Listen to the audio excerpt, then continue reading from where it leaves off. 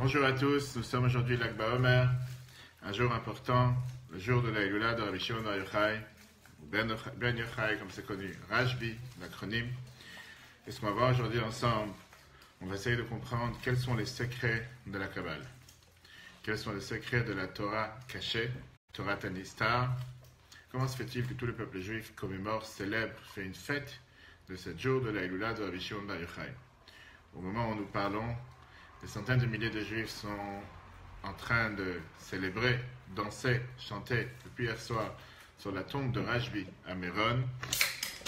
Comme on va tout de suite voir l'importance de ce jour, que le Rabbi nous demande d'écrire sur la tombe de Tzadikim, d'écrire sur le Ohel, en disant que c'est l'endroit où se trouve Rashbi aujourd'hui pour ceux qui sont à New York, ou ceux qui n'ont pas la possibilité d'aller sur la tombe de Rashbi en Israël. Un jour propice pour demander des bénédictions, comme on va tout de suite voir, particulièrement par rapport aux enfants, pour avoir des enfants, pour la santé des enfants. Quelle est la particularité de ce jour? Qu'est-ce qui s'est passé de si particulier en ce jour, pour laquelle on fait de ça un tellement grand monde, à tel point que c'est considéré comme la seule date fête juive qui a été décrétée après le temple. Jusqu'au temple, on avait bien sûr toutes les autres fêtes que la Torah nous mentionne, alors que Lag BaOmer, c'est quelque chose qui a été renouvelé juste après. On va rentrer dans les détails et on va comprendre qu'est-ce qu'était la nouveauté de Rabbi Shimon Bar Yochai, quelle était la nouveauté de la Torah, de la Kabbale, quelle était la nouveauté, qu'est-ce qu'a renouvelé, qu'est-ce qu'a dévoilé, qu'est-ce que nous a montré la Torah cachée. Tout le monde est au courant de la date du décès de Rabbi Shimon Bar Yochai, Lag BaOmer. Rabbi Yochanan ben Zakkai, personne n'est au courant. Rabbi Akiva, son maître, son ami, son élève, qui débattait, il y en a qui disent que c'était la veille de Kippour, mais Rabbi Shimon Bar Yochai a mérité que tout le monde entier est au courant, c'est Lag BaOmer.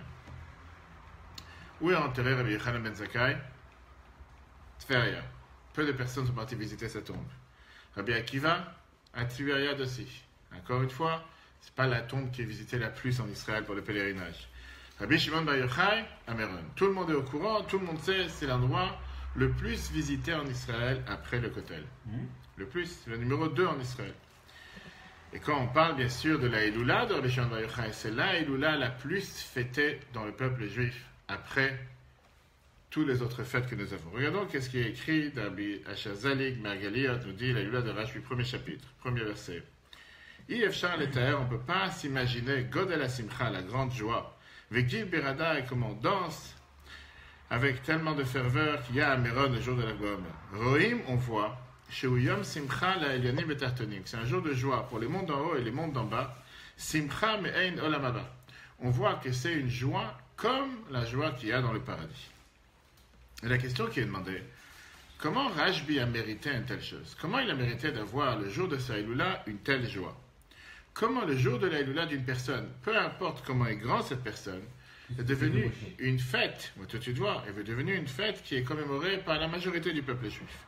D'une manière que nous n'avons jamais retrouvé aucune autre Eloula commémorée et fêtée dans le peuple juif aussi grand que Rabbi Shimon Bar Yochai. Et d'ailleurs, on a certains qui se sont opposés à cette commémoration et voire qu'ils ont posé des questions. Le Khatam Sofer, qui était considéré comme le grand rabbin de Persbourg à Bratislava, regarde ce qu'il écrit dans les Shelot Utshuvot Khatam Sofer, chapitre 233. Yadati, deuxième paragraphe. Je savais, chez mes merchak yavou, que de loin ils viennent. Idreshu et Hashem b'yom Lag BaOmer, et qui vont demander Dieu, chercher à comprendre Dieu le jour de Lag BaOmer dans la Eloula de Rashbi. Ve'im ki kavanatam l'Shem Shamaim. Je suis sûr que leur attention est bonne. C'est la raison pour laquelle Ayitimina Prushim. Moi, je me suis comporté comme les Prushim, ceux qui se sont séparés de la communauté du public, comme Ben Droutaïk, c'était un Tana qui s'est éloigné de Jérusalem vers le sud. Chez l'autre, j'ai pas envie de m'asseoir avec eux, ou me changer mes coutumes devant eux, j'ai pas envie d'associer avec eux. Et il dit, comme c'est écrit dans la Gemara Rosh Hashanah, Kamaï Tabatil, que les premiers l'ont annulé, qui nous sommes pour le rajouter. On ne va pas rentrer dans les détails pourquoi et comment, puisque le fait est que Lag BaOmer est devenue une fête connue dans tout le peuple juif. Le Rabbi, il écrit dans Yom Yom, qu'on lit aujourd'hui, le jour, qui est la dose journalière de sagesse, que c'était connu que Lag BaOmer, chez le Admour HaEmtsaï, le deuxième Rabbi de Chabad, le fils du Admour HaZaken, était comme les Yom Tov particuliers. On voyait beaucoup de miracles, particulièrement par rapport aux enfants. L'histoire que le Rav Farkash de Yerushalayim raconte avec une femme qui avait de grands problèmes pour pouvoir tomber enceinte. Elle n'arrivait pas à avoir d'enfant. Une fois, elle a appelé la veille de Kippour. Elle lui a demandé, est-ce qu'une femme qui est enceinte doit jeûner? Elle lui a dit, mais toi, enceinte, d'après ce que tu m'avais expliqué, tes problèmes de santé que tu avais, tu ne pouvais jamais tomber enceinte. Tu as dû faire certainement quelque chose qui est contre la halakha pour pouvoir tomber enceinte. Elle a dit, non, j'ai voyagé chez le rabbi le jour de l'Akba Omer et j'ai demandé une bracha au rabbi le jour de l'Akba Omer pour avoir des enfants. Et la bracha s'est accomplie, comme on sait très bien que le jour de l'Akba Omer, un énorme grand nombre de femmes venaient voir le rabbi quand il sortait du mikvé pour aller au Ohel. Chaque année, le rabbi allait au Ohel le jour de l'Akba Omer.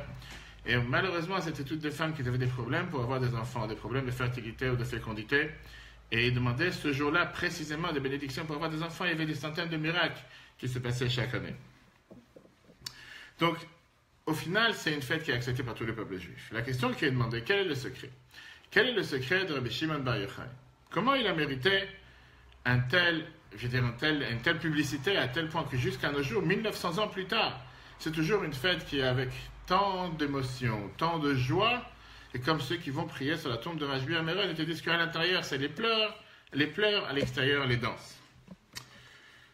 Le secret autour de Rashbi, de Rabbi Shimon Bar Yochai, commence bien sûr avec son livre connu, qui s'appelle le Zohar. Le Zohar, qui est connu comme la base de la Torah de la Kabbale. Et même si beaucoup de gens n'ont pas vraiment de notion qu'est-ce qu'est le Zohar, aujourd'hui on va essayer d'expliquer et de comprendre ensemble qu'est-ce que représente le Zohar, l'auteur de la Kabbale qui est l'auteur de la Chassidoute. Et c'est pour ça que ce qu'on va comprendre aujourd'hui, qu'est-ce que ça veut dire la Kabbalah, la Kabbale. Qu'est-ce que ça veut dire la Kabbalah tout court? Qu'est-ce que ça veut dire la Kabbalah concrète? Et quelle est la différence entre la Kabbale et le Talmud, la Gemara? Et pareil, est-ce qu'on peut vraiment comprendre qu'est-ce que sont ces sphirotes que nous rédisons tous les soirs pendant l'Akba Omer? Ces sphirotes qui sont ces différents traits de caractère que nous sommes censés raffiner pendant cette période de 7 semaines entre Pessah et Shavuot. Revenons d'abord sur les faits. L'Akba Omer, c'est la fête la plus moderne et la plus jeune dans l'histoire du peuple juif. Les fêtes juives, on les a reçues à Matan Torah, il y a plus de 3000 ans. Après, les Chachamim ont rajouté 2 fêtes, la fête de Purim et la fête de Hanouka. Après la destruction du temple, s'est rajouté encore un jour qui est fêté par tout le peuple juif, la fête de l'Akba Omer. Où est mentionnée cette fête pour la première fois comme un jour particulier? Il est écrit dans le Meiri, qui était un des premiers commentateurs de la Gemara, qui a vécu en Provence, dans le sud de la France, il y a environ 700 ans. Le Meiri est écrit, regarde le chiffre 2, Yevamot, chapitre, page 234, Kabbalah Beyad HaGaonim. On a reçu dans la main des Gaonim, ceux qui étaient la période des Gaonim, que le jour de l'Akba Omer, Pascha Mita, la mort s'est arrêtée, ou Mitorkar, Noagim Shelol Etanot. C'est la raison pour laquelle on a l'habitude de ne pas jeûner ce jour-là. Le Meir te dit qu'à l'époque des Gaonim, qu'ils ont vécu environ entre il y a 1000 ans et 1500 ans, on avait déjà accepté sur soi le fait que c'est un jour que l'Akba Omer, c'est un jour qui est un jour de joie, un jour dans lequel on ne jeûne pas. Et d'ailleurs, c'est mentionné aussi dans le Shulchan Aruch, Code de loi juif, le chapitre 493 qui a été écrit il y a environ 500 ans, le Rameau chez Israël, qui est écrit pour les Ashkenaz, il y a la chose suivante, dans nos pays, Mistaprim, on a l'habitude de se couper les cheveux, Yom La, le 33e jour du Homer, on a l'habitude d'être un peu plus de joie, avoir plus de joie. Et on ne dit pas ce jour-là les supplications qu'on a l'habitude de dire pendant la prière.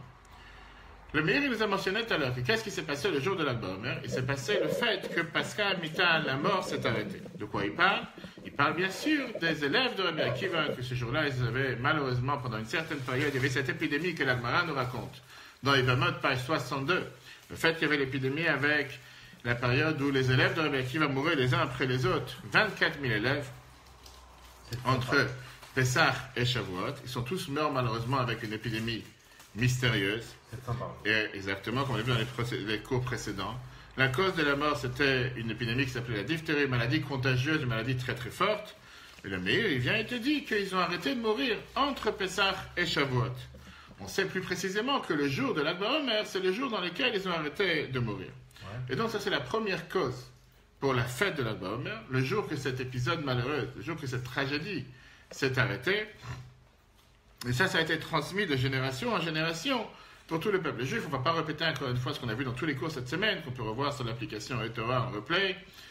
Et le fait qu'il y a un débat dans le calcul. Quand est-ce que commence cette période de 33 jours de deuil? Est-ce que c'est de Pessah jusqu'à aujourd'hui? pour les Séfaradim, ou est-ce que c'est depuis Rosh Chodesh Iyar jusqu'au 3 Sivan? On sait que c'était une période de 33 jours dans laquelle ils étaient en train de mourir, et qu'aujourd'hui, cette période s'est arrêtée, c'est la raison pour laquelle c'est un jour de fête. Ça, c'est une raison. Mais à part cette raison-là, on sait très bien que cette fête est rattachée et en contact particulier avec l'élève de Rabbi Akiva. Cet élève, son ami, l'élève qui était Rabbi Shimon Bar Yochai, qui était son camarade de classe, son élève.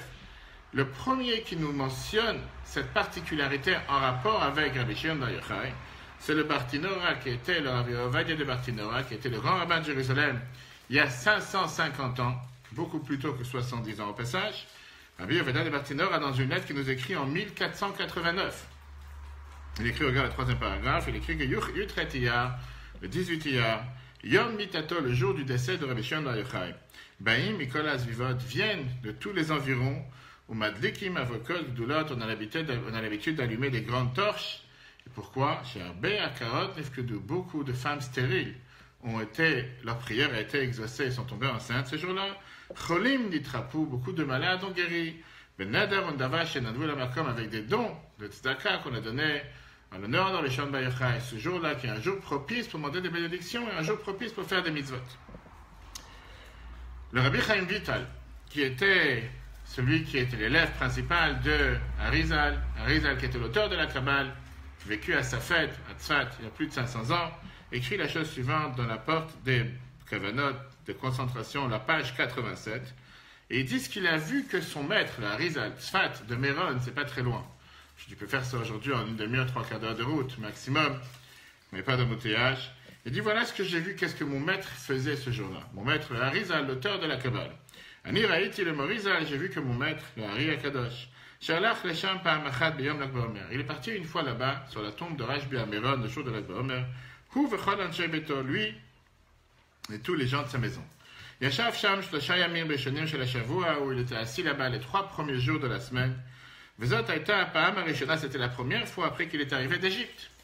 Gam Eid Avraham Alevi, un des élèves du Arizal témoigne.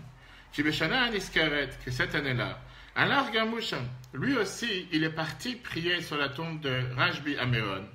Vayan Noeg, lui, il avait l'habitude, l'Omar Bechol Yom, dire chaque jour, dans la prière Tishkon, qui est le Yerushalayim Micha, qu'on dit dans la Hamida, qu'on demande à Dieu de reconstruire le temple, Nachem Hashem Elokeinu et Avelet Zion. La prière que nous avons l'habitude de dire seulement une fois par an, le jour de Tisha B'Av, en demandant à Dieu de nous consoler pour la destruction du temple. Vacharei Shegamar Hamida. Une fois que cet élève du Arizal a terminé la Hamida en disant cette prière de consolation, de tristesse, de demander à Dieu de nous consoler pour la destruction du temple. Amarli Mori Ahari, mon maître le Arizal m'a dit, Kira'a Be'akit, il a vu en réveil, et Rashbi Omed al-Kivro, Rashbi se tenir sur sa tombe. Ve'amar, il lui a dit, Imor Elaïch Azeh, dis à cet homme, Lama Amar Nachem Beyom Simchatenu. Pourquoi il s'est permis de dire une telle prière le jour un mois après, Kara lo Hasson, il a eu un malheur de Mishpacha dans sa famille. Rashbi a pris à cœur, ça lui a fait du mal, le fait qu'une personne, ce jour-là, à la place d'être joyeux, à la place d'être heureux, il est triste. Pas seulement qu'il est triste, mais il parle de deuil, il parle de consolation, de tristesse, qu'on n'a pas dû à un tzaddik. Le Rabbi t'explique, dans l'Écoute Sichot, chapitre, volume 7, que le jour de l'Eloula de Rashbi, c'est quand même un jour différent des autres Eloula. Parce que pourquoi on est joyeux aujourd'hui? Parce que lui, il a demandé d'être joyeux ce jour-là, comme on vient de voir dans l'histoire qu'on a mentionnée avec Rabbi Avraham Alevi. Rashbi lui-même appelle ce jour-là le jour de Yom Simchaten, ou le jour de notre joie. Et donc pour Rashbi, pour lui, te comporter différemment aujourd'hui, pleurer ou être triste, c'est contre-productif, c'est faire contre sa volonté. Lui t'a demandé d'être joyeux. Donc, tu ne peux pas ne pas être joyeux. Maintenant, la question, elle est, qu'est-ce qu'on doit comprendre? Très bien, il a demandé, mais concrètement, comment tu peux être joyeux le jour où tu as perdu la personne la plus importante sur terre, qui était Rashbi, le maître du peuple juif? Le Zohar, dans la paracha Azin, nous dit qu'au moment du décès de Rashbi, il est arrivé au niveau le plus élevé, la sainteté la plus haute qu'une personne terrestre pouvait arriver. Le Ramak vient nous expliquer comme quoi, qu'est-ce que ça veut dire Hilula? Hilula, la traduction araméenne veut dire un mariage. Ça, c'est la traduction du mot Hilula. Et ça veut dire qu'il s'est uni ensemble avec la divinité. On dit dans le Zohar qu'au moment du décès de Rashbi, il y a un feu qui a entouré toute la maison, qui a séparé entre Rashbi et ses élèves, à tel point qu'il ne pouvait pas être présent et ne pouvait pas voir le moment où son âme est sortie de cette terre, pour rejoindre Dieu dans le ciel. C'était comme un film mystique, réel, qui se passait devant leurs yeux. Il y a une autre explication que le rabbi nous amène, de Shelot et Tshuvat Shemaye, que la joie du Rashbi, le jour de son décès, nous rappelle le miracle qui s'est passé dans la grotte. On voit dans la Gemara Shabbat, comme quoi il est mort une mort naturelle le jour de l'Akba Omer, et qui n'est pas mort par les Romains qui l'ont poursuivi, qui voulaient le tuer. Et pour ça, il a dû se cacher dans la grotte pendant 12 ans, etc. Tout ça avait fait que renforcer la question qu'on a demandé au départ. Quel est le secret de Rabbi Shimon Bar Yochai? Quelle était sa spécialité? Comment est-ce possible que tout le peuple juif fête le jour de son décès comme un grand jour de joie, comme je disais depuis hier soir et avant? Centaines de milliers de juifs convergent en Méron, des danses toute la nuit, des danses aujourd'hui toute la journée. Et tout le monde se réjouit de quoi? Le jour du décès de Rabbi Shimon Bar Yochai. Il y a quelque chose de plus profond derrière, il y a certainement quelque chose qui est plus important.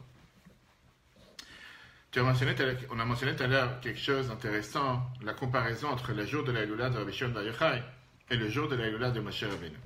Le Rabbi te fait remarquer un détail avec une lettre qui change. Le peuple juif a l'habitude de dire Lag Baomer, le 33e jour du Homer. Quand on dit le Homer tous les soirs, qu'est-ce qu'on met? On compte le Homer. Ayom, Yom, Echad, La Homer. Ayom, Shnei Yamim, La Homer. Pourquoi on ne dit pas Lag, La Homer? Pourquoi on dit Lag, Ba Homer? Il y a quelque chose qui ne va pas ici. Est-ce que c'est juste une erreur de frappe ou est-ce qu'il y a un sens? Et on sait très bien que dans tout il y a un sens. Regarde ce que le Rabbi écrit. Et avec ça, il t'explique quel est le secret de ce maître divin qui existait sur la planète. Rashbi, Rabbi Shimon Bar Yochai. Chiffre 3. Dans les côtés Sichat, volume 7, page 337, le Rabbi te dit que dans les livres des Admoré de Pologne, des Chabéim de Pologne, il est écrit que Lag Baomer sans Vav, c'est le compte numérique de Moshe 345. Et c'est expliqué dans les livres de la Kabbale que Rashbi était une étincelle de Moshe sur terre, Moshe Rabbeinu. Il a été élevé à la même niveau de lumière que Moshe a reçu quand il est monté dans le ciel pour recevoir la deuxième table de la loi. Moshe nous a transmis la Torah écrite. Rashbi nous a transmis la Torah cachée. D'ailleurs, on remarquera que chaque année, le jour de l'Ag Baomer tombe exactement le même jour que tombe le 7 Adar. Le 7 Adar, le jour de la Lula de Moshe Rabbeinu tombe un jeudi cette année, l'Ag Baomer tombe un jeudi. Ça nous donne un début d'explication. Quelle était la particularité et la spécialité de Rashbi? Rashbi nous a ouvert le ciel et nous a donné la Torah. De la même manière que Moshe était celui qui est rentré dans le ciel pour la première fois. Et nous a donné et 100%. Il nous a donné la Torah dévoilée. Rashbi a ouvert le ciel encore une fois et a fait descendre sur terre la Torah Tanistar, la Torah cachée. Quelle est la différence entre les deux? Tu vas me dire si on parle de la même Torah. 100% la même Torah. Sauf qu'on t'explique clairement que la différence entre Torah Taniglé et Torah Tanistar, la Torah cachée, la Torah dévoilée, c'est la différence entre le corps et l'âme. Tu as besoin des deux pour pouvoir vivre. Mais au final, quelle est la différence entre les deux? Très simple. Torah Taniglé, la Torah dévoilée, comme la Gemara, Shulchan Aruch, parle de l'homme et du monde en général. On commence par la création de l'homme, création du monde. Et on commence à te dire qu'est-ce qu'il faut faire, qu'est-ce qu'il ne faut pas faire, qu'est-ce qui est permis, qu'est-ce qui est interdit, qu'est-ce qui est bien pour toi, qu'est-ce qui est mal pour toi. Mais cette Torah ne parle pas du tout de qu'est-ce qui est Dieu. Tu ne définis pas qu'est-ce qui est Dieu. De quel Dieu tu parles? Le premier verset de la Torah commence en te disant Bereshit bara Elokim et hashamayim v'et haaretz. Au début de la création du monde, Dieu a créé le ciel et la terre. De qui tu parles? Tu as une carte t'as un CV, carte de visite. Qui est ce Dieu? On va le découvrir un livre et demi plus tard. Je suis Dieu, ton Dieu qui t'a fait sortir d'Égypte. Ok, dans les 10 commandements. Et encore une fois, qui est ce Dieu? De quel Dieu tu parles? C'est quoi? C'est une planète, c'est une star, c'est un astre, c'est une montagne. C'est qui ce Dieu? De quoi tu parles? Tout d'un coup, tu te demandes la question, qui a créé le ciel? Qui est ce Dieu de la Torah? C'est la Torah, tu commences comme si tu es censé savoir. Tu sais déjà de qui on parle, de quoi on parle, sans différence. L'être humain cherche à comprendre c'est quoi Dieu. Il voudrait comprendre c'est quoi Dieu. À tel point que la Torah te fait remarquer qu'à 2 reprises, Moshe Rabbeinu lui-même s'inquiète du fait qu'il ne sait pas avec qui il parle. Et il utilise un moment de rapprochement entre lui et Dieu pour demander la question, qui tu es? Première question, ça a été demandé dans le buisson ardent, qui ne se consumait pas. Que Moshe demande à Dieu, le peuple juif va me demander, comment tu t'appelles? Quelle est ta carte de visite? Qu'est-ce que je vais leur dire? Et les commentateurs nous disent, que ce que Moshe cherchait à savoir, c'était comprendre les noms de Dieu. Les noms de Dieu. Est-ce que tu es appelé miséricorde, rachamim, digne, jugement? Est-ce que tu es appelé avec le nom Elohim qui représente la nature? Yud Kevavke, le tétragramme qui représente la force surnaturelle. Qui tu es en 2 mots? D'où tu sors? Ça, c'est une fois que Moshe demande ça à Dieu. Encore une fois, après la faute du Vaudor. Viens à l'intérieur. Après la faute du Vaudor, on sait très bien que quand il y a eu un moment de rapport entre Moshe et Dieu, un moment de rapprochement, encore une fois, Moshe dit à Dieu, j'ai trouvé grâce à tes yeux, fais-moi savoir quel est ton nom. Encore une fois, comment tu t'appelles? Et Moshe demande encore une fois la fameuse question, montre-moi qui tu es. Je voudrais te connaître. Je suis au courant qu'il y a un Dieu, mais qui c'est ce Dieu? Depuis le départ de tous les temps, il y avait ce qu'on appelle un secret caché parmi les grands du peuple juif, qu'il y a 2 Torahs, si on peut dire. Si on peut dire 2 Torahs. Il y a la Torah sur laquelle on parle, et il y a les sujets tabous sur lesquels on n'a pas le droit de parler. Il y a la Torah qu'on parle, et qu'on fait savoir, et qu'on discute, et qu'on débat, et qu'on approfondit. Et il y a la Torah qu'on ne parle pas à voix haute, seulement on la fait passer à voix basse de génération en génération. Et d'où on le sait, prenons un exemple que la Gemara Chagiga, page 14b, nous raconte de la manière la plus intéressante. La Gemara te raconte une histoire pareille. C'est Rabbi Yochanan ben Zakkai, une histoire qui s'est passée avec Rabbi Yochanan ben Zakkai. Shaya Rochev al-Achamor, il était en train de marcher, de chevaucher sur un âne. Rabbi Elazar ben Arach, Mechamer Acharav, Rabbi Elazar ben Arach, il était derrière lui. Amar lo, il lui a dit, Rabbi, Chanel perek echad b'maaseh merkava. Enseigne-moi un chapitre, une idée de ce qui se passe dans le char céleste, dans les mondes d'en haut. Amarlo, il lui a répondu, Lo shaniti lachem b'lo b'merkava b'yachid. Je ne vous ai pas déjà dit qu'on n'apprend pas ces sujets-là, même avec quelqu'un en privé. On ne prend pas une chose pareille, ce n'est pas des choses de quoi on doit parler, c'est tabou. À part si tu es déjà assez intelligent et tu comprends toi-même. Si toi, tu n'es pas à un niveau aussi intelligent, tu ne peux pas le comprendre, tu ne peux pas t'expliquer. Amarlo lui a dit, Rabbi, mon maître, permets-moi de te dire une chose que tu m'as enseignée. Rabbi Yochanan est descendu de l'âne, il s'est assis sur la pierre sous l'olivier. Il lui a dit, tu sais quoi? Est-ce que c'est possible que tu vas me rappeler maintenant un sujet qu'on a déjà appris ensemble sur les chars célestes, les trônes célestes, où Shrina Imanu, la divinité avec nous, Malaché Asharet, les anges sont là autour de nous, Vanir Kavalachamor, et moi je vais être sur un âne. En 2 mots, on voit que c'était des sujets tellement tabous qu'il faut les faire attention, surtout pas en parler à voix haute, surtout pas en parler en public. Tu es au courant, tant mieux. Tu n'es pas au courant, je n'ai pas à te le raconter. La Gemara Souka, page 28a. te dit qu'un brouillard Rabbi Yochanan ben Zakkai, on te dit ce Rabbi Yochanan ben Zakkai, ce même Rabbi Yochanan, il n'a pas oublié, il n'a pas abandonné, il savait tout ce qui se passait dans la Torah. Mikra, le Chumash, Mishnah, la Mishnah, Davar Gadol et Davar Katan, les grandes choses et les petites choses. C'est quoi les grandes choses et les petites choses? Davar Gadol, Maaseh Merkava, tout cet épisode de ce char, de ce trône céleste qui est dans la vision d'Ézéchiel. Davar Katan, toute l'histoire de la Gemara, les histoires entre Abaye et Rab, les différents débats qu'il y a dans la Gemara. Qu'est-ce qu'on voit ici? On voit qu'à travers tous les temps, on était au courant qu'il y avait ce qu'on appelle la grande Torah et la petite Torah. La petite Torah, on va dire, c'est ce qu'on apprend avec tout le monde, la manière qu'on est tout le temps en train d'apprendre, débat, discuter entre nous, quand on est en train de marcher sur la route, sur un âne.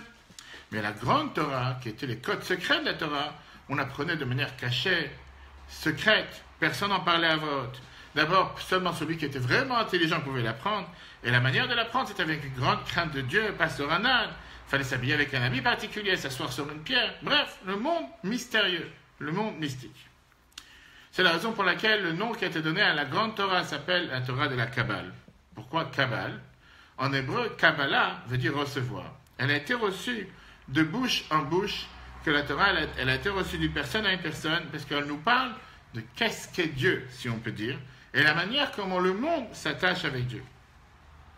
Le premier qui a commencé à parler de la Torah, de la Kabbale, Adam Harishon. Premier homme. Le premier homme sur terre, c'est celui qui nous a déjà commencé à nous parler de la Kabbale. Le rabbi précédent, il écrit dans ses mémoires, chapitre 93, Sefer Yetzira, le livre de Yetzira, qui est un livre de Kabbale, la Mechil, qui contient et qui se dote à Kabbalah, les sources de la Kabbale. Et Guillaume Adam Harishon, il est arrivé depuis Adam Harishon, Adam le premier homme. Ou Meaz, Ava, Midor, Ledor. Il est passé de génération en génération jusqu'à notre génération. Ces générations, ces secrets-là de la Torah, sont passés de génération à voix basse en génération jusqu'à ce qu'il est arrivé Rabbi Shimon Bar Yochai.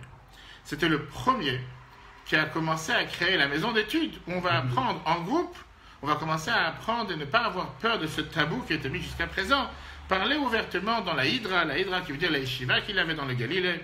Il a rassemblé avec lui 10 élèves et il a commencé à apprendre de manière fixe la Torah Tanista, la Torah cachée. Après ça, tout ça, ça a été écrit par son élève, Rabbi Abba, dans le livre qui est appelé le Zohar. Il ne faut pas se mentir, il ne faut pas se voiler la face. Même après que Rashbi a écrit le Zohar, ce n'était pas encore arrivé dans le monde, la période où on pouvait dévoiler les secrets de la Torah. Le Zohar était caché pendant 1300 ans. Il a été dévoilé la première fois au public il y a environ 700 ans. Qui a écrit le Zohar, pour clore la parenthèse? On sait qu'il a été écrit par un grand kabbaliste séfarade qui s'appelait Moshe Dileon. Ça a été connu pour certaines personnes, qui a fait penser, qui a fait croire à certaines personnes que c'est lui qui avait écrit le Zohar. Mais tout le monde sait que le Zohar a été écrit par Rabbi Shimon Bar Yochai, a été enseigné par Rabbi Shimon Bar Yochai, par Rashbi, et écrit par son élève, Rabbi Abba. Il y a 700 ans, il a été écrit pour la première fois. Il y a 500 ans, le Harizal était celui qui a commencé à propager cette étude du Zohar. Et bien sûr, avec la Kabbale, et il y a 300 ans, avec le Baal Shem Tov, le développement de la Chassidut, qui en 2 mots, prend le Zohar de manière décortiquée, dédramatisée, et le mettre en mots et en termes qui sont adaptés pour chacun d'entre nous de pouvoir le comprendre et le mettre en application dans la vie de tous les jours.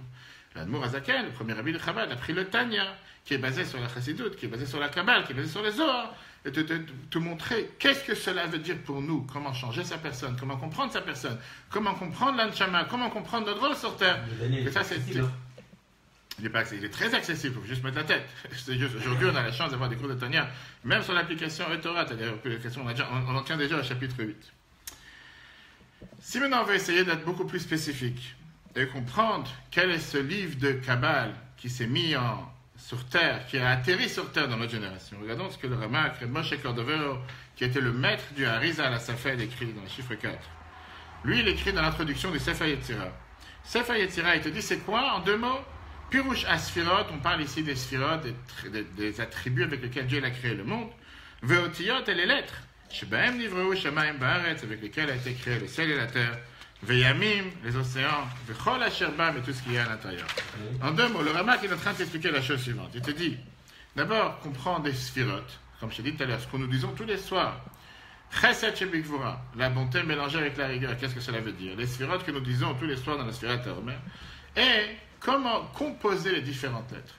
Alors, ce qu'aujourd'hui certains appelleront de la magie, on va voir tout de suite avec plusieurs histoires comment les maîtres de la Kabbale étaient capables de te faire une composition de plusieurs lettres et de créer des êtres, de créer des choses vivantes à partir de ces lettres saintes, différents noms de Dieu, différentes compositions qui faisaient en sorte que ça avait un impact direct dans le monde matériel.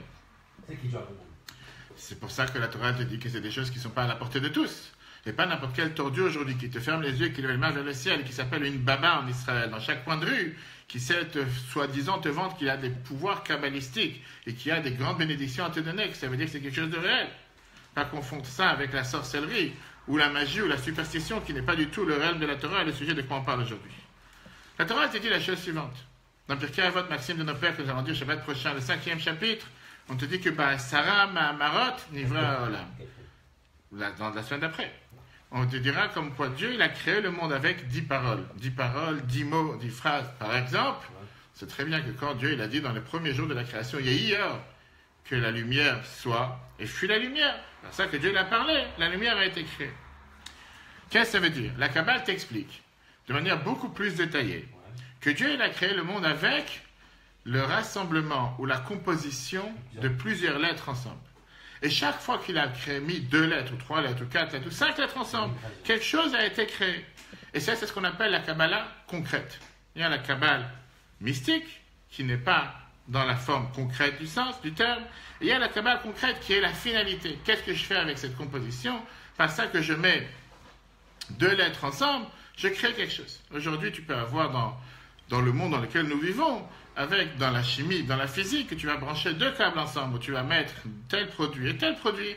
tout d'un coup, tu auras une certaine explosion. Pourquoi? Parce que le fait que tu as mélangé du gaz, ou tu as mélangé de l'oxygène, ou tu as mélangé n'importe quel autre produit, fait que tu crées quelque chose de nouveau à partir de ces deux produits que tu as pu mélanger. À travers toutes les générations, les grands maîtres du peuple juif étaient au courant de ce qu'on appelle la chokhmat hatziruf, qui veut dire cette sagesse, pouvoir composer ensemble ces différentes têtes et créer quelque chose. Première histoire que la Torah nous raconte avec ça, Moshe. Rashi nous raconte que comment Moshe il a tué cet Égyptien qui a frappé le Juif. Quand Moshe il est sorti du palais, il a vu un Égyptien frapper un Juif. Il a dit, mais comment? Il a regardé pour s'assurer qu'il n'y a personne du côté. Et il l'a tué. Il n'a pas tué ni avec un ouzi, ni avec un couteau, ni avec une épée. Rashi nous dit il a prononcé le nom de Dieu, le Shem Amforash, le fameux nom de Dieu que certains te disent qui est composé de 70 lettres, de 70 façons de le mélanger ou de le composer. En tout cas, avec la parole, il a réussi à le faire disparaître. La Gemara Brachot, page 55, nous raconte sur Betzalel, que Betzalel a été capable de construire le Mishkan, le temple mobile, pareil, avec la Chokhmat Hatzir, avec cette Chokhmat de pouvoir composer différentes lettres, et grâce à ça, créer quelque chose sur terre.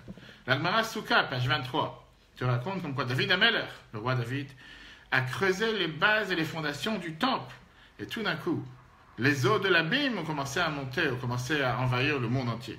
David a écrit le nom de Dieu sur un morceau d'argile, il l'a jeté dans l'abîme, et l'eau a commencé à redescendre. Ces histoires, ce pas des histoires les plus belles. Dans l'Agmara Sanhedrin, page 65, on te raconte ce Rava, un des maîtres de l'Agmara, qu'il a créé un homme. On te raconte ce Rabbi Hanina, qui a créé un veau, avec la force de ces différentes lettres du Sefer Yetzirah des livres de la Kabbale. Le Maharal de Prague, celui qui est le plus proche de notre génération, qui est un des ancêtres du Rabbi, a créé le fameux Golam, le fameux être qui n'était pas un être vivant à Prague, qui était connu pour aller faire des missions pour sauver le peuple juif. Le Golem de Prague, il a créé aussi, par ça qu'il a mélangé différentes lettres, qu'il a mélangé différentes compositions, et comme ça que le Golem a été créé. Il y a tout un débat intéressant. Est-ce qu'il fait partie du minyan, ne fait pas partie du minyan, etc. Tout ça, c'est pour nous dire... Non. Tout ça pour te dire que quoi? Que ça, c'est ce que le Ramak nous raconte. Qu'est-ce que ça veut dire que la composition de plusieurs lettres ensemble peut créer certaines choses sur Terre par les forces de la Kabbale? Mais la première des choses qui t'a dit, c'est quel était le but de la Kabbale? C'est comprendre les différentes sphirotes. Certains traduiront sphères, d'autres traduiront les attributs avec lesquels Dieu a créé le monde. Et en deux mots, ce qu'on appelle la Torah divin. Comprendre Dieu sur Terre. Qu'est-ce que ça veut dire comprendre Dieu? On a l'habitude aujourd'hui de dire Dieu est présent partout. La Hashgacha est présente partout. La providence divine est présente partout dans chaque détail de notre vie. Regarde un midrash que le Rabbi nous ramène. Quand Rashbi est sorti de la grotte, il était caché dans la grotte 12 ans, puis encore une année 13 ans, il avait peur de rentrer chez lui à la maison. Il a regardé de ses côtés et il a vu un chasseur qui essaye de chasser des oiseaux. Rashbi il a fait cette remarque en disant, c'est bizarre, certains oiseaux tombent dans son filet et certains réussissent à s'enfuir. Il a réfléchi, il a médité. Il a entendu une voix du ciel qui sort et qui parlait en disant, quand elle disait le mot dimus, qui veut dire miséricorde, l'oiseau avait la possibilité de s'enfuir du filet. Quand elle disait spukla, qui veut dire punition, l'oiseau, le pigeon, tombait dans le filet. Rashi, il a compris, ce que nous, on ne voit pas avec nos yeux, puisque nous sommes grossiers matériels, qu'il y a une protection divine, il y a une force divine, il y a une émanation divine sur chaque détail qui se passe dans la vie de tous les jours, même sur les animaux. Et donc, il a compris qu'il n'a pas besoin de craindre de qui que ce soit. D'un côté, c'est une histoire merveilleuse. De l'autre côté, ça te demande un étonnement philosophique profond. Ça veut dire quoi, en deux mots? Que Dieu qui est infini, qui est déconnecté, qui est détaché, qui est déshabillé de n'importe quelle barrière ou limite, il se contracte à tel point de décider si cet oiseau, au moment précis, à fond de Tressigny, en Seine-et-Marne, va tomber dans le filet de telle ou telle personne. Tu penses vraiment que Dieu, il a tellement à faire, il n'a rien d'autre à faire que de se mélanger à savoir si cet oiseau va tomber dans ton filet ou pas? Ou s'il y aura telle et telle chose qui va se passer. C'est vraiment, il s'occupe avec des choses si petites, si tel oiseau va être capturé ou pas capturé. Et la question, c'est une question double. D'abord, est-ce que ça ne va pas minimiser Dieu? C'est que Dieu n'a rien d'autre à faire que de s'inquiéter si le chien qui traverse la rue va se faire écraser, va pas se faire écraser. Ça n'a pas de sens. Deuxièmement, comment Dieu peut faire une telle chose? Dieu te dit qu'il est infini, qu'il est illimité. Il est incompréhensible. On ne peut pas le comprendre, on ne peut pas l'attraper avec différentes notions de compréhension ou différentes notions logiques avec lesquelles nous vivons dans la vie de tous les jours. Comment tu peux dire que Dieu il est mélangé dans un monde si matériel, si grossier et dirigé, comme si avec une télécommande, chaque petit détail qui se passe sur cette planète, ça veut dire rapetisser Dieu, minimiser Dieu. À quoi ça correspond? Disons qu'on va dire que tu as ici une classe dans laquelle se trouve Albert Einstein et la prof n'est pas là aujourd'hui. Et les profs, les parents ont décidé qu'à la place, Einstein il va remplacer la prof. Comment il va remplacer la prof? Il va rassembler les petits-enfants, il va jouer au Lego avec eux. Il va leur raconter la paracha de la semaine et tout le monde va ramener leur cartable à la maison. Est-ce que tu penses que ça a un sens de dire une telle chose pour quelqu'un de si grand? Ça n'a pas de sens de dire que quelqu'un de si important s'occupe de choses qui sont si petites. Regarde la question que la Bible demande en 1955, là on dans les paragraphes. Ashitad, Ben Yanat Sphirot, tous ces débats que nous avons par rapport aux Sphirot, à ces différents attributs avec lesquels Dieu a créé le monde, Baot et Taret Inyan Moksheh vient nous répondre à une question que nous avons. Shnei Inyanim, deux sujets, Shalpi Sechel, que d'après la logique, Em Sotrim Zelazé, ils sont totalement opposés et même contradictoires l'un à l'autre. Mitzad Echad d'un côté, on sait très bien que Kol Ma Sheyeshno Ba'olam Ba Me'akadosh Baruch Hu, tout ce qu'il y a dans cette planète vient de Dieu. Personne ne discute. Bifrat Inyanim, particulièrement les sujets de Sachar Ve'onesh, punition et salaire. Chol Sheken a pris votre raison. Yedia Vashgacha, savoir et être au courant, chez Em Akadosh Baruch Hu Atzmo, qui sont de Dieu lui-même. Mitzad Sheni de l'autre côté, Are'uit Barer, Dieu, le Saint béni soit-il, ou Ardut Apshuta, il est l'unité par excellence. Il est exclusif, l'exclusivité que Dieu a, du fait qu'il est infini. Tu ne peux pas le minimiser à tel point de dire qu'il s'occupe à contrôler ou à savoir ce qui se passe dans ton bureau, dans ta chambre, dans ton jardin, voire dans ta rue. Tout ça jusqu'à ce que la Kabbale elle arrive. La Kabbale est arrivée, la Kabbalah est arrivée et a fait cette révolution.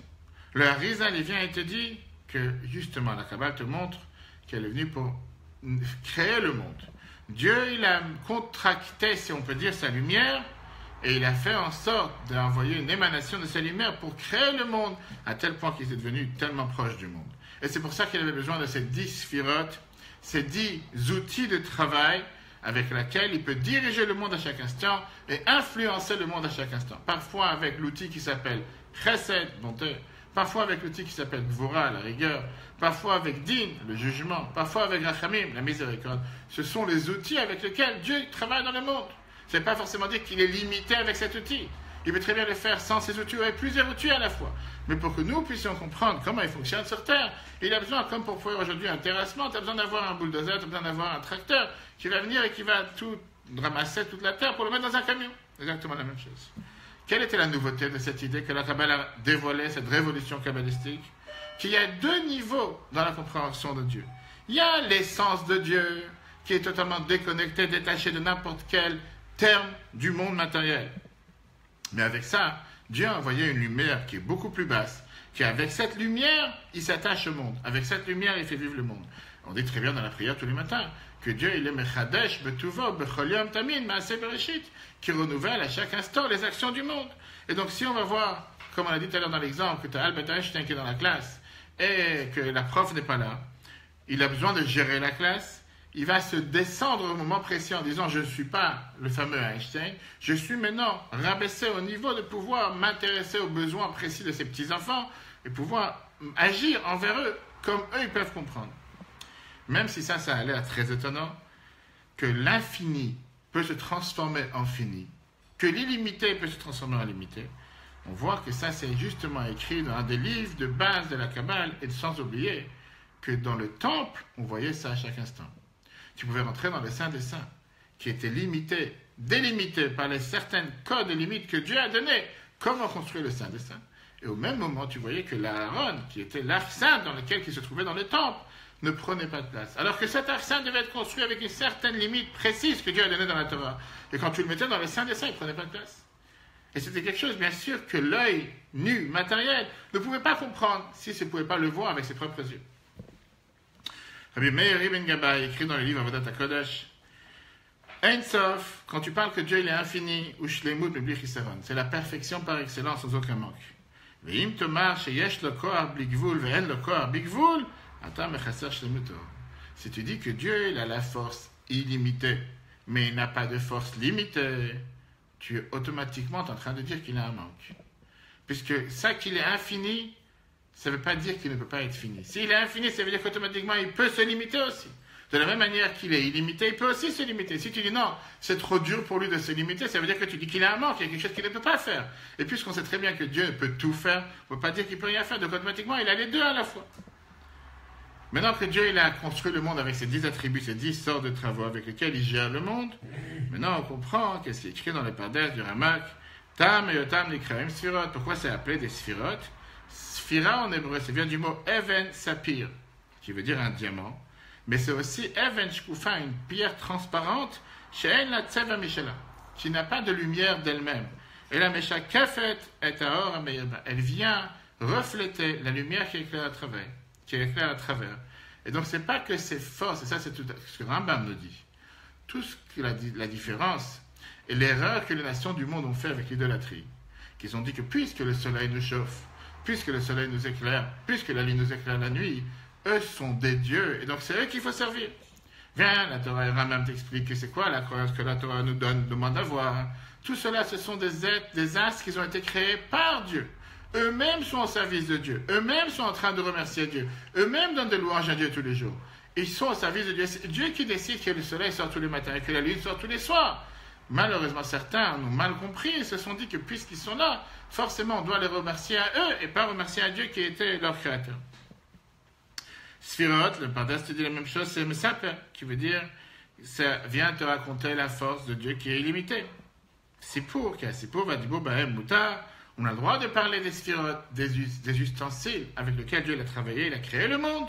Quand tu parles de l'infini qui est Dieu, tu vas parler de Dieu. La réalité, elle est qu'avec tout ce qu'on vient d'expliquer, on ne sait pas toujours c'est quoi Dieu. Comme la Chassidoute nous dit, on sait expliquer qu'est-ce que Dieu n'est pas. Mais on ne sait pas dire qu'est-ce que Dieu est. On sait dire que Dieu n'est pas le ciel, Dieu n'est pas la terre, Dieu n'est pas le soleil, Dieu n'est pas la lune. Qu'est-ce qu'il est? Il n'est pas tout ça. On ne peut pas dire c'est telle et telle chose. Alors la question finale, est-ce que chacun a le droit d'apprendre le secret de la Kabbale? Le Harizal, déjà il y a 500 ans, il a écrit que dans la dernière génération, Mutar ou mitzvah legalot zot ha-chokhmah. C'est une mitzvah et un devoir de dévoiler cette face cachée de la Torah, cette partie intelligente de la Torah. Mais pour ne pas faire d'erreur, pas mal expliquer la Kabbale, on a besoin d'expliquer, de comprendre la Kabbale, comment elle a été détaillée, rabaissée, descendue, décortiquée dans les livres de la Chassidoute. Pourquoi? Parce que la Chassidoute fait en sorte de t'amener ces phrases kabbalistiques, ces termes kabbalistiques, ces notions kabbalistiques à portée de tous, d'une manière que chacun pourra les apprendre sans faire d'erreur et sans comprendre les choses de manière erronée. Donc c'est pas seulement un devoir, c'est aussi un mérite. Moshe Rabbeinu, il a dit d'ailleurs à Rashbi, Bechibour Shelcha, avec ton livre que tu as fait, le Zohar, Yetsu me'agalut berachamim, on sortira de la galoute, de l'exil avec miséricorde. C'est connu aussi que c'est écrit dans le verset quand Dieu il parle de la sortie d'Égypte. Vechol bnei Israël, tout le peuple juif, yotzim beyad rama, on va sortir avec une main haute, une main forte. Targuman que lorsqu'il est celui qui traduit la Torah te dit Beresh galé, avec une main dévoilée. Beresh, c'est l'allusion, l'acronyme des 3 maîtres qui ont dévoilé la Torah orale, la Torah cachée. Rabbi Shimon bar Yochai, Beresh, Bet Rechish Yudshin, Rabbi Shimon bar Yochai. C'est aussi Rabbi Yitzhak ben Shlomo, qui était le Harizal, et c'est le même Rabbi Israël Baal Shem, le Baal Shem Tov. Les 3 sont allusionnés dans la même, qui veut dire que c'est avec eux qu'on va sortir de la galoute, et la fameuse réponse qui a été donnée au Baal Shem Tov à Mashiach, quand est-ce qu'il va venir? Eimatai Ka'atimar, il lui a répondu que chez Yafutsu, Maïnotecha Chutza, quand tu propageras tes sources à l'extérieur, les sources de la Chassidut. Ce jour de l'Akba Omer, de pouvoir en bénéficier de toutes les bénédictions. Comme on l'a dit tout à l'heure, c'est un jour que le Rabbi a demandé d'écrire au Rabbi, comme j'ai écrit dans la lettre que j'ai mis tout à l'heure sur la page Facebook, une lettre, la lettre 1028 dans les grottes Kodesh du Rabbi, l'importance d'écrire au Royal aujourd'hui, l'importance d'aller prier sur la tombe du Rabbi, de celui qui est proche, bien sûr celui qui est en Israël, d'aller à Méron, avec la venue de Mashiach. Très bonne journée à tous. Le cours sera en replay sur l'application E-Torah, se rappelle Google dans quelques instants.